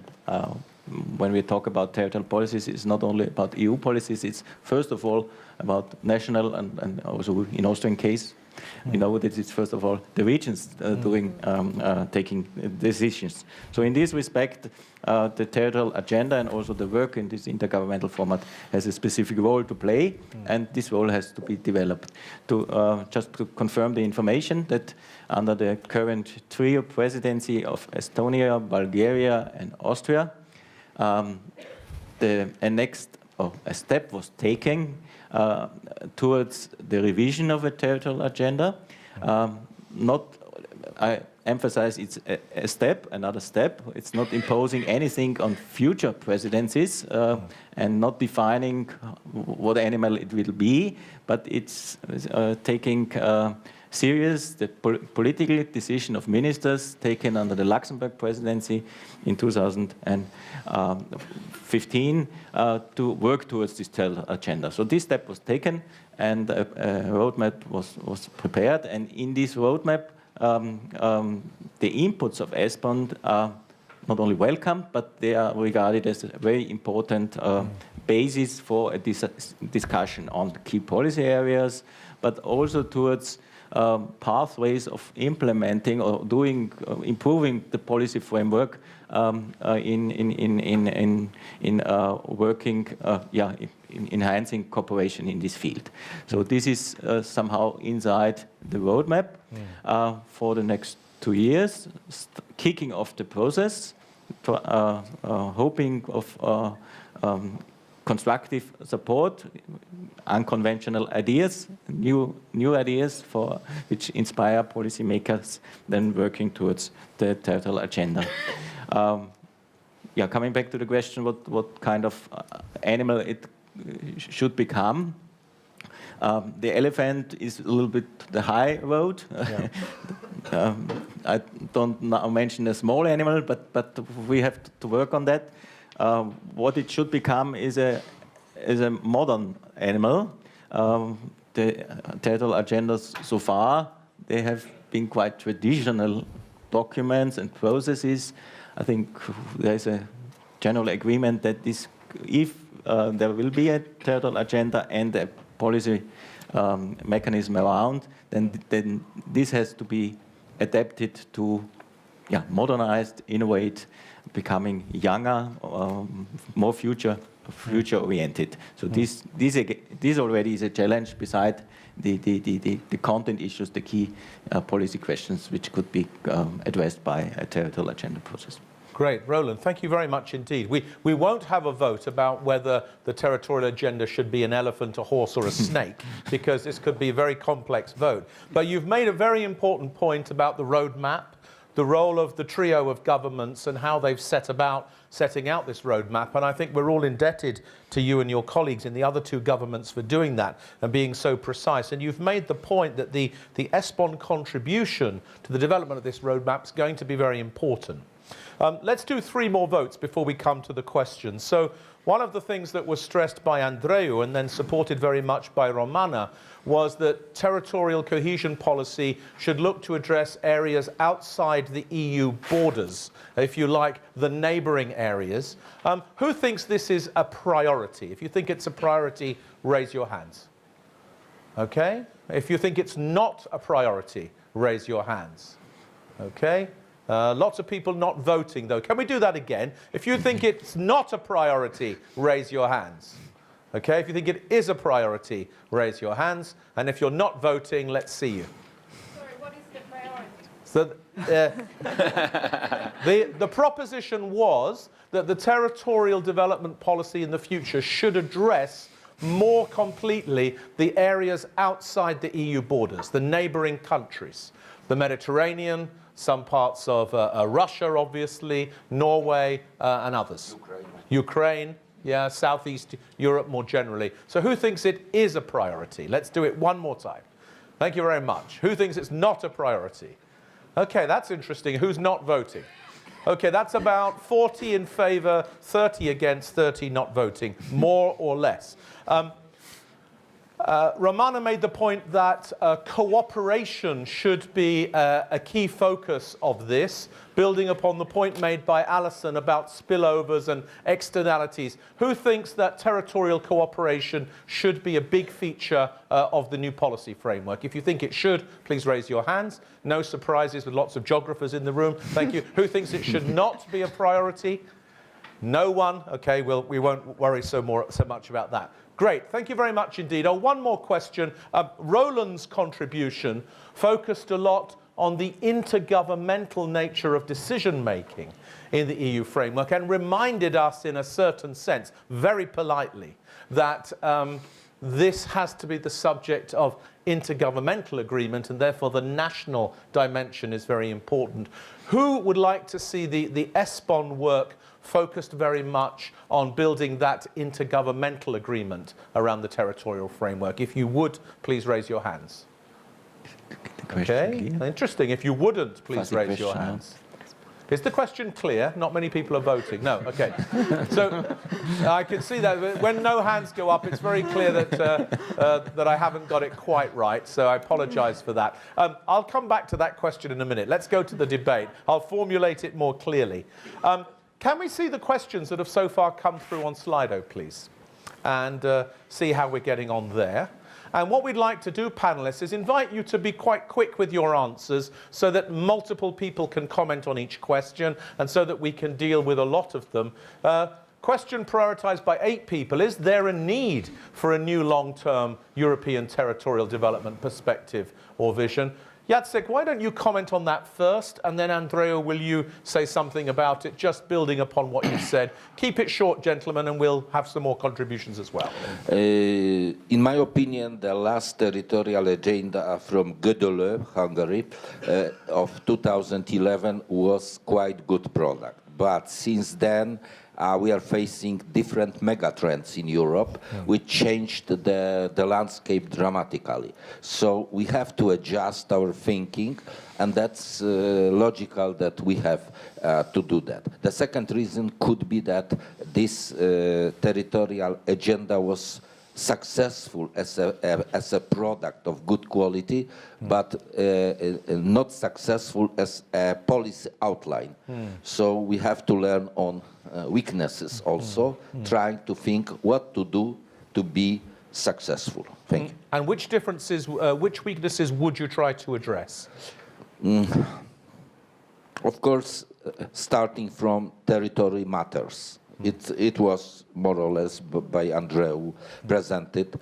Then searching for European value added, what is key in the agenda. Then European public goods, if we could create something like that within our approach, within our policy, and certain priority areas. After 3 keynote speakers and panel discussion seems clear to be taken into the future. Of course, as an example, cross-border cooperation, yes, but cooperation, cross-border cooperation on external borders, where it was moved outside regional policy. So simplifying relations, Warsaw, Kiev, not Lublin, Lviv. Yes, okay. Thank you. Very good. Can we have another microphone over here, by the way, if we could have one? I'd like to pass that microphone to Andreu, but it would be nice if we had 2 microphones. This is not more working. Oh, you okay? Carry on. Well done. Well, I agree with Jacek. Yeah. Just one silly comment, Yeah. if you allow me. Yes, please. So when we say territory matters, Yeah. I think we should say territory don't matters. Yes. Because no, don't matters because it obviously matters so much that we can even talk about. You know, if you are if you like psychoanalyst, you understand that the most important thing are precisely those you cannot talk much. So, you know, territory matters that much in Europe that you don't want to see the losers, the territory losing and the territory winning. So territories, we are oversensitive to territories in Europe, not much in the US. So I think we should convince people that territory don't matter that much. So let's be explicit on territorial issues in Europe.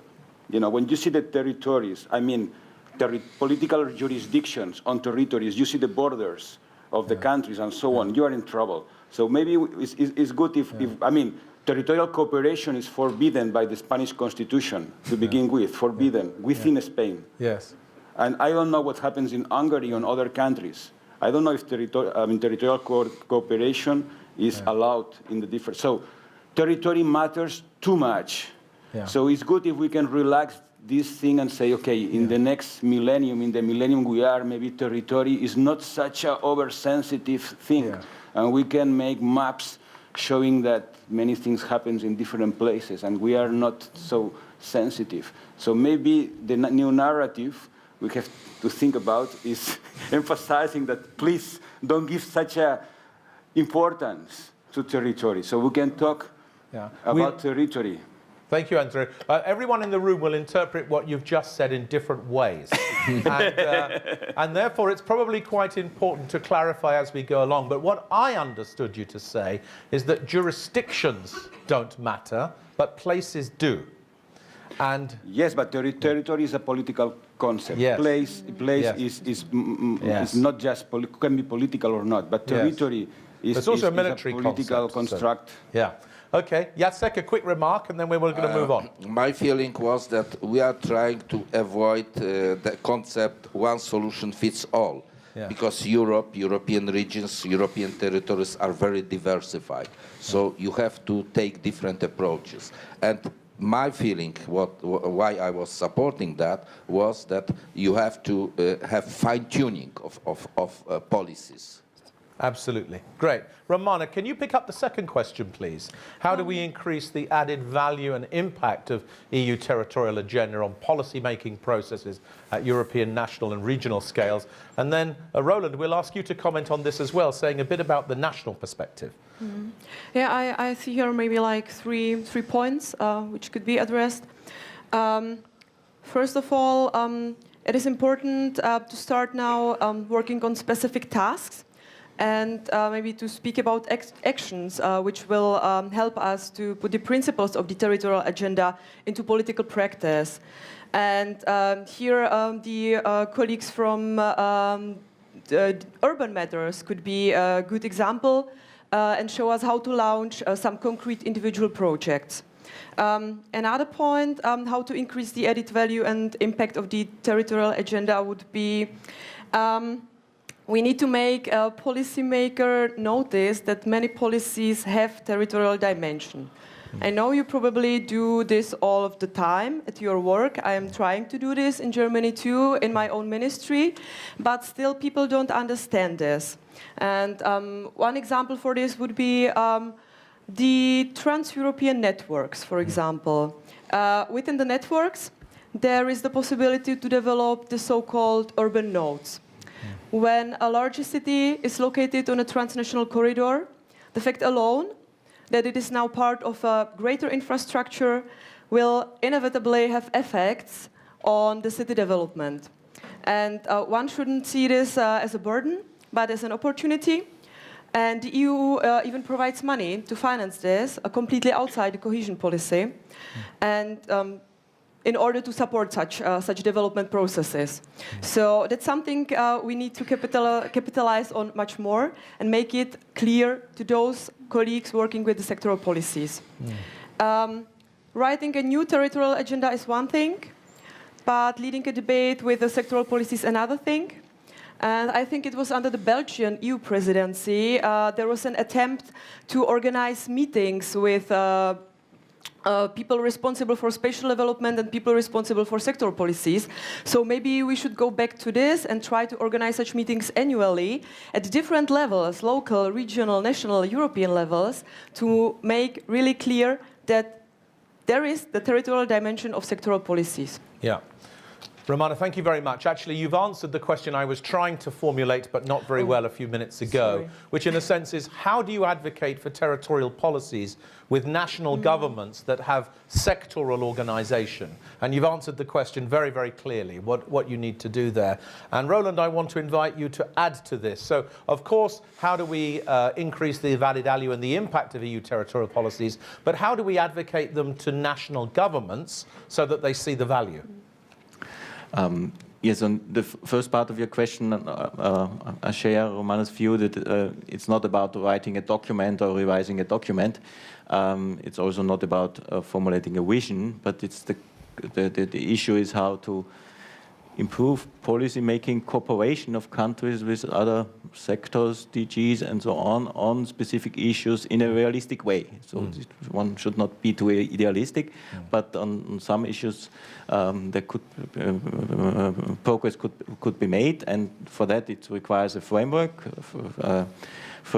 on a policy, on policy priorities, but also a governance framework.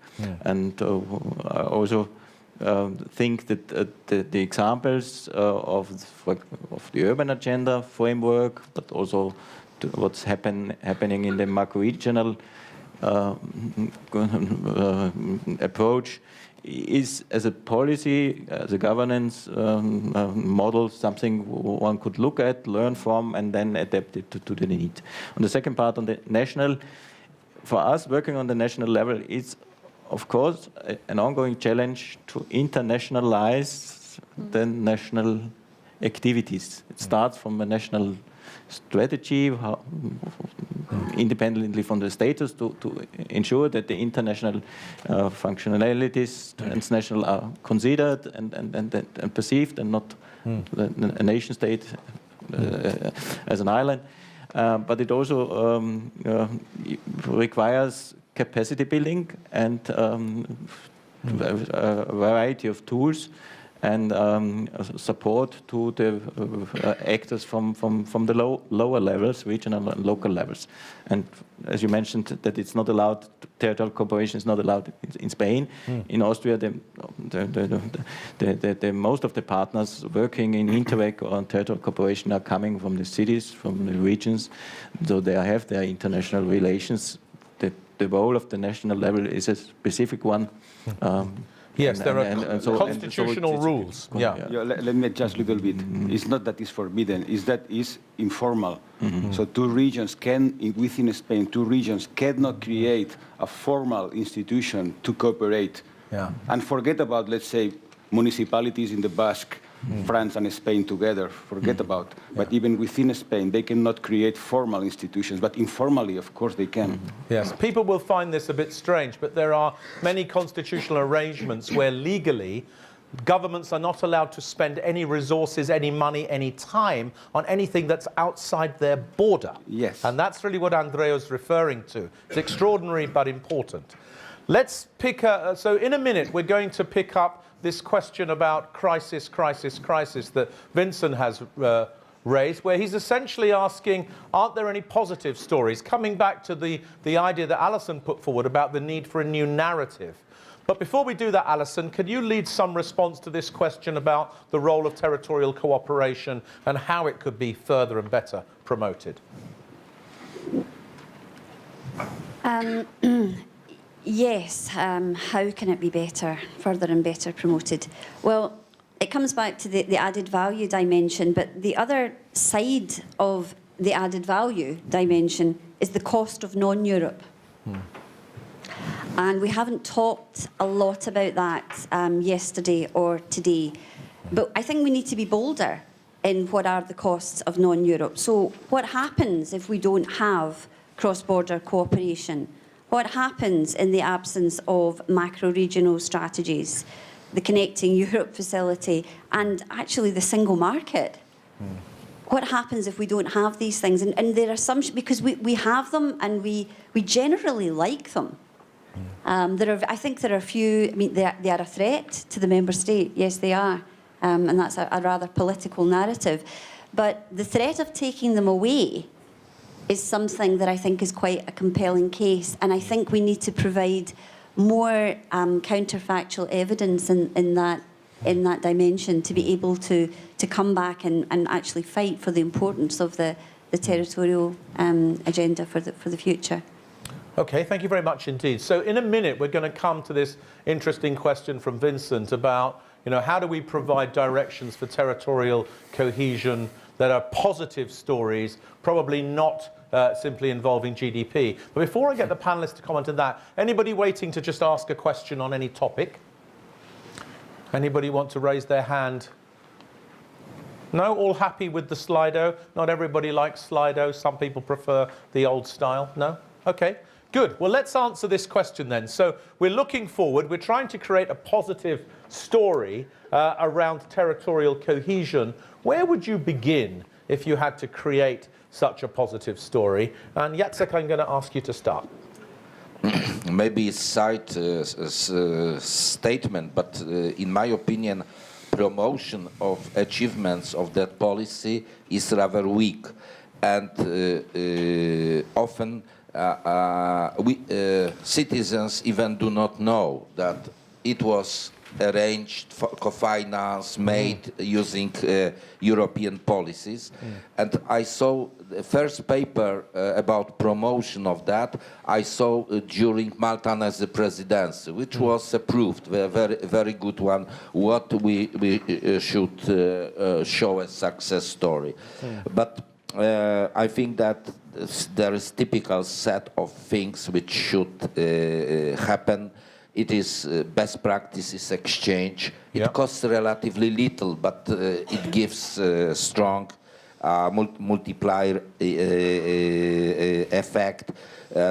Financing different pilot projects. That's usually costs also very little, but it gives additional value.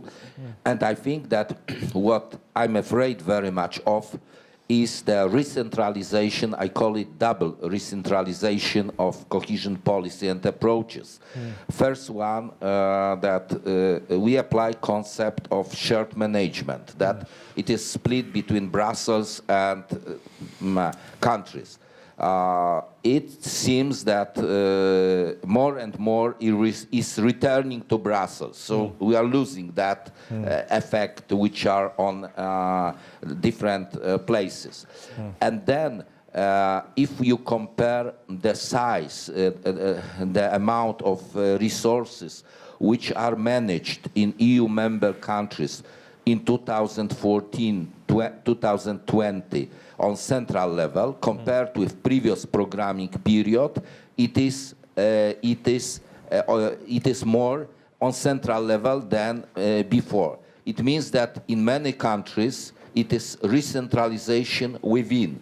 So of course maybe they have a better effect, general economic, but it's not an effect which is connected with particular places, and it means often loss of capacity on regional level. Yes, it's also got a rather ironic nature to it, hasn't it? The centralised territorial cohesion policy doesn't quite make sense, does it? But there we go.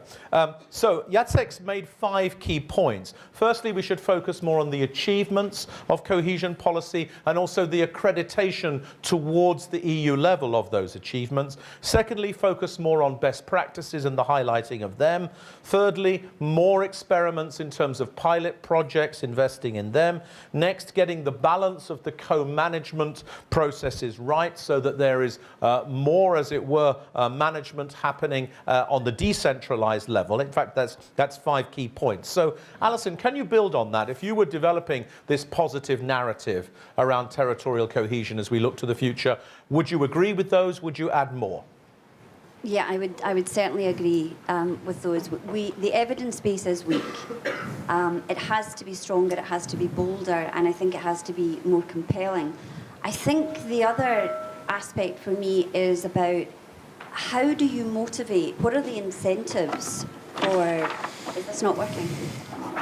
No. Try the other one. Yeah. Apologies for that. Okay. Better? Oh, yeah.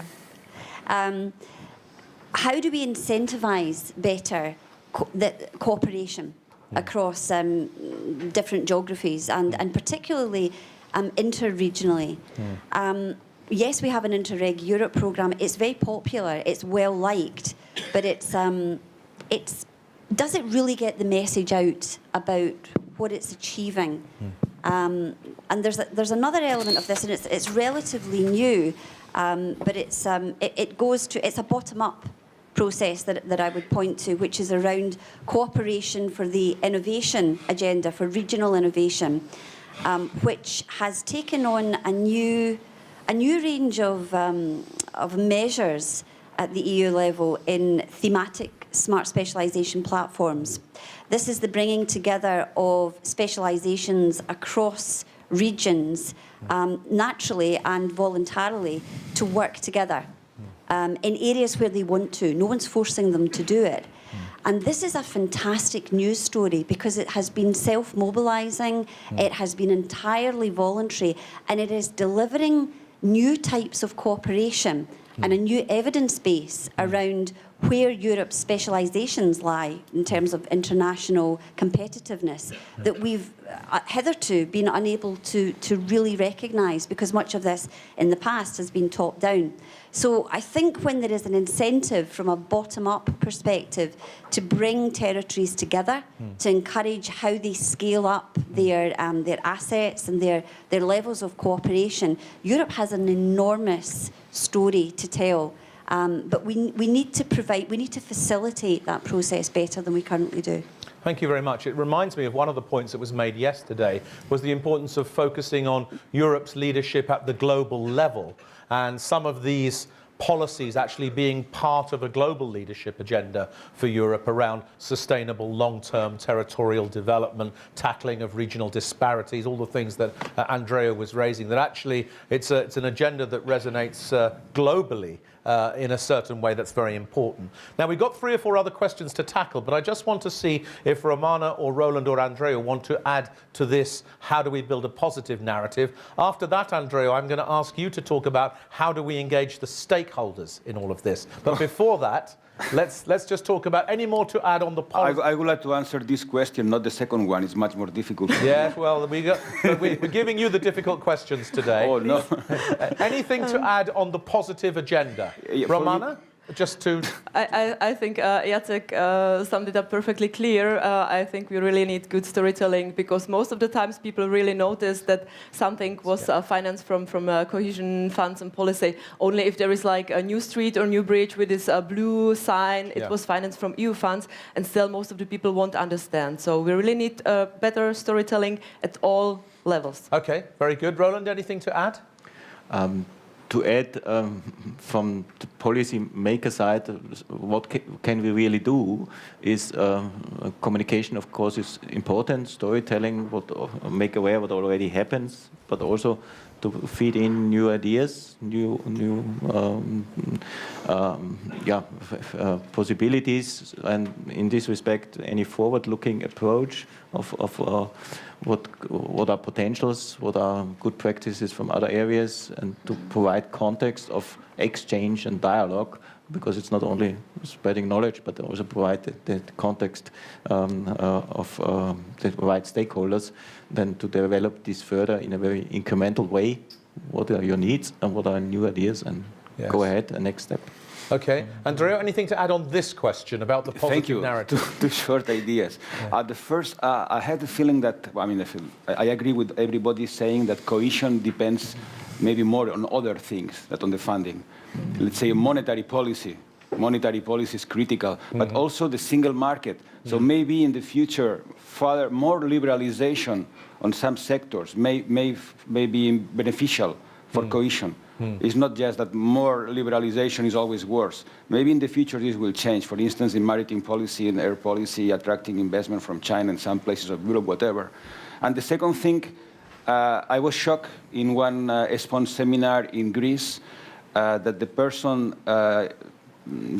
giving the introductory, the welcome to the facility where we were, just said, don't think that this facility was paid with European funds. We pay this by ourselves, okay? Meaning, this narrative we have until now saying, okay, cohesion policy is helping citizens to realize how important Europe is in their lives. I think this is over in many parts of Europe. So the positive narrative of cohesion is not waiting or expecting that people are say thanks to Europe because of the funds. Thank you very much. There's an interesting political economy dimension to that, but also you made some very important points about macro policies to do with currency, labour mobility, all sorts of other things that we ought to bear in mind. You, sir, wanted to ask a quick question. Yes. Please be quick. Carry on. It's on. Okay. Not a question, a comment on this about positive stories of cross-border cooperation. As you may know, Denmark is the land that has the highest share of wind energy production for its electricity. It's 42%. On the 18th of September this year, every windmill in Denmark stood completely still. But no lights turned out in Denmark at that time. And why didn't it?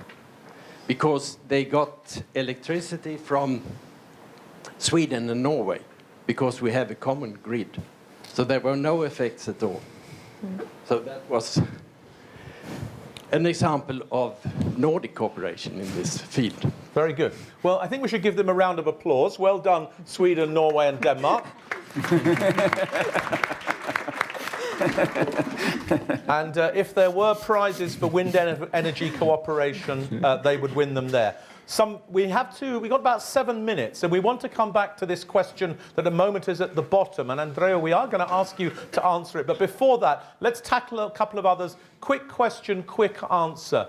Jacek, look at Adriana's question. If place-based integrated policies are what is most needed, should ETC set aside the traditional sectoral structure? Yes or no, Jacek?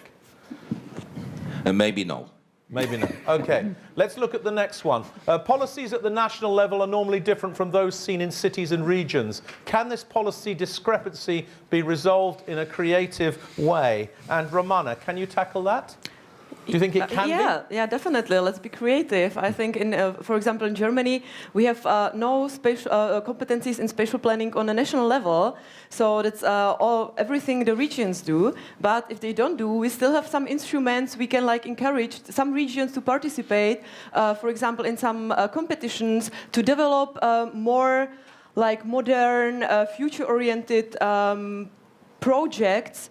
To develop something we would like to encourage them to do. Okay. So, yeah, let's be creative. Very good. Okay, Alison, considering the key challenges for the development of cities and regions, what should be the main areas of intervention at the European scale? It's a big one. And the next one's coming to you, Roland. The main areas of intervention. Well, I think it comes back to, for me, it's about the agglomeration agenda, which we've talked a great deal about, the positives and the negatives. And we're still singing the positives of that story far too much from an EU narrative perspective. We need to understand better what is happening, what is the dynamic, and this notion that has been raised relatively recently, and people don't like to talk about it, distance decay. That it's less than 200 kilometres from a core that the real benefits of innovation, knowledge are diffused. We need to understand that better, and we need to stop pretending that the agglomeration rationale still applies as much as it always did. It's fighting against other policies, and that leads on to path dependency as well. And we recognise then that there are other policies which will support that agglomeration dynamic in the dynamic areas, and will fail to support those other regions, and I take Horizon 2020, the framework programme, as a classic example of that. Great, thank you very much. Roland, is the territorial agenda competing with the urban agenda? No, of course not. It is not competing and it should not compete, but it should complement each other. So it's no different worlds. They're working in the same direction, and they are addressing it from different angles, but at the very end it should be seen as a policy working in the same direction. Great, thank you very much. Andreu, so the last question. Who should be the leaders and key stakeholders in the territorial agenda process, and how should we mobilise those stakeholders to contribute to its success? This is for you, the question. No, it's for Andreu, I think that's for you. But we only have creative ideas are coming from your side. Depends on. But we'll get Roland to make a comment afterwards. But yes, all the key players are member states, I think. Yeah. That's it. And how do you want to mobilise them? Some others. Okay. Let's say key member states and some others. And Roland, how are you going to mobilise these member states? Yes, that's what I want to know. It will not be me mobilizing the leadership, but as I tried to explain in my first intervention, it's probably will be a step-by-step process, an incremental way of developing things, and we will see. We have done under this trio first, or a next step, and we will see how the process will progress. There is a vision, but the vision is not exactly defined. So let's develop a vision. Not only the vision, but also the way forward. And the important thing is that we start to work.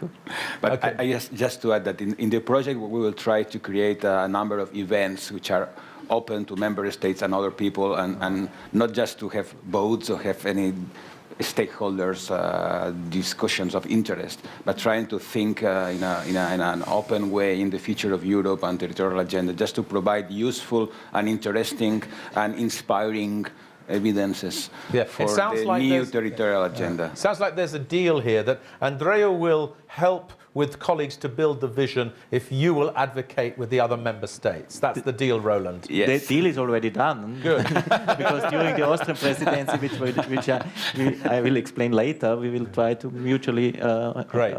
cooperate. We're going to have a final on this comment subject. from Jacek, then we're going to do 2 quick votes. Jacek, it has to be quick. Okay. I'm always leaving my computer turned off for the night, and if I have problems, sometimes I'm getting in the morning angel paper, which is, dealing with key issues. And I think that what is important European value of cohesion policy is the scope covering all European regions. And in one of 3 scenarios, which are in pile by European Commission, and the assistance to Spanish, Italian, East German regions is evaporating, is disappearing, 75–90% of EU average. I think it would be big loss because then it would create cohesion policy as a ghetto for poorest region only in Central and Eastern Europe. Right. Thank you.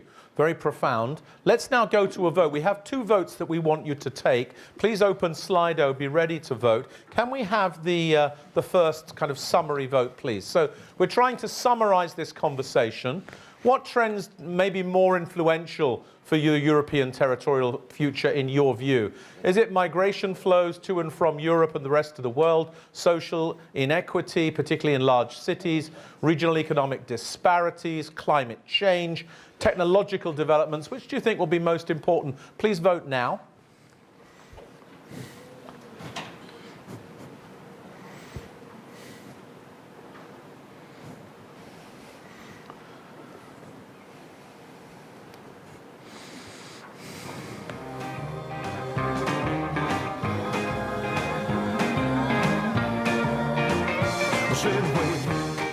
I don't think Elvis Presley is quite what we need right at the moment, but Always need Elvis Presley. okay, let's give you just 1 minute more. I don't know if we'll get to 100, but I'm not going to worry about that. If we get past 75, we'll have a look. So if you're hovering with your finger, there we go. Can we have a look at the results, please?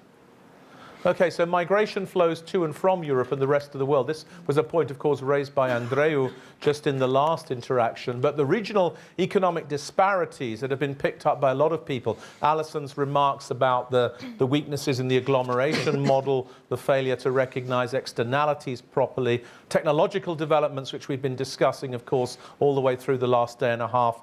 Very interesting. Climate change really emerging as a dimension of this agenda, and then inequality within cities. Still a lot of people voting for that as well. Very important. Thank you very much. We're up to 90 now. Let's go to question 2, if we may.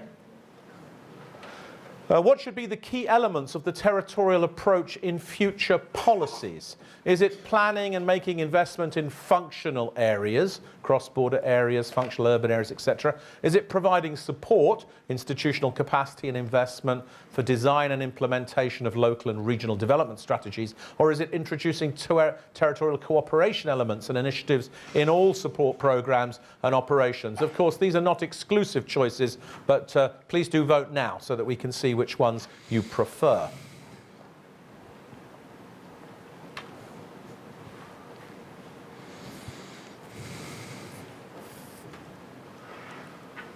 Thank you very much for voting. It does help, and also it allows us in the report of the conference to really reflect what the mood of the room was, and that's useful for us. Okay, we've crossed the threshold of 80 votes, so let's have a look at the results so far, if we may. So providing support, institutional capacity and investment for design and implementation of local and regional development strategies comes first. But as you can see, there's quite an even spread here, and people in the room think all 3 elements are important. There's no dominant winner.